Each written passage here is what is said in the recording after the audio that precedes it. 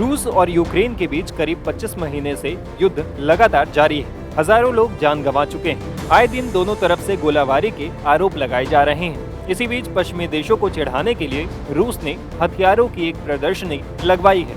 Moscow में अमेरिकी और ब्रिटिश टैंकों और पश्चिमी देशों के दूसरे हथियारों की प्रदर्शनी लगाई गई है।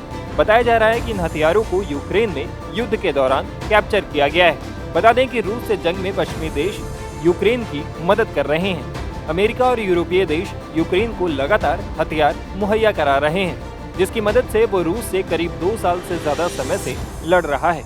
हालांकि इस जंग में दोनों गुटों को बड़ा नुकसान हुआ है। रूस लगातार यूक्रेन पर कब्जे के लिए आगे बढ़ने की कोशिश में लगा है, वहीं यूक्रेन भी हार मानने को तैयार नहीं है। अब रूस ने पश्चिमी देशों के हथियारों की प्रदर्शनी लगाकर ये जताने की कोशिश की है कि वो इस युद्ध में आगे है। रूस इसे पश्चिमी देशों पर अपनी जीत के तौर पर पेश कर रहा है। यूक्रेन से जंग के दौरान कब्जा किए गए टैंकों के पास रूस ने एक लाल बैनर भी लगवाया है, जिसमें लिखा है, हमारी जीत तय है। मॉस्को में लगे इस प्रदर्शनी को वहां के लोग देखने भी पहुंच रहे हैं। स्थानीय लोगों ने बताया कि वो नाटो देश के हथियारों को देखने आते हैं। इन हथियारों की झलक पाने पहुंची एक स्थानीय महिला ने कहा, वो रोजाना हथियारों की नई खेप लेकर आते हैं। हमारे लिए कुछ नया होता है, इसलिए हम इसे देखने आते हैं।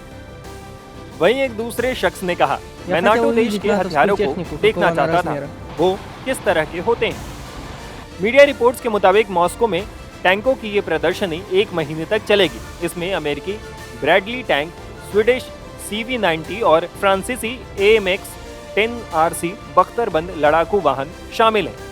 रूस में बख्तरबंद गाड़ियों की परेड भी निकाली जाएगी।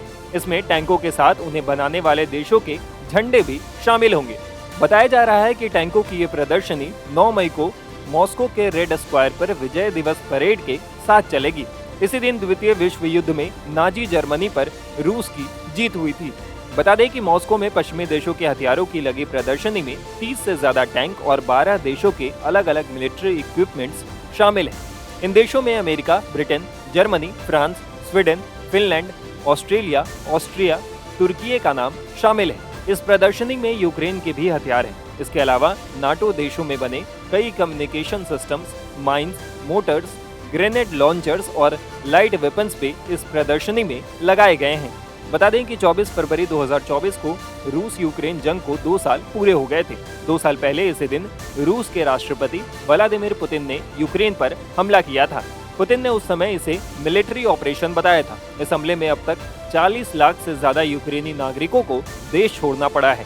ये लोग अब अन्य देशों में रिफ्यूजी की तरह रह रहे हैं। 65 लाख से ज्यादा यूक्रेनी देश में ही बेघर हो गए हैं। यूक्रेन के 10,000 आम नागरिकों की मौत हुई है, जबकि 18,500 लोग घायल हुए हैं। वहीं यूक्रेन का दावा है कि रूस करीब 4 लाख सैनिक गंवा चुका है। इस बीच अमेरिका ने रूस की 500 रूसी कंपनियों पर प्रतिबंध भी लगा दिए थे।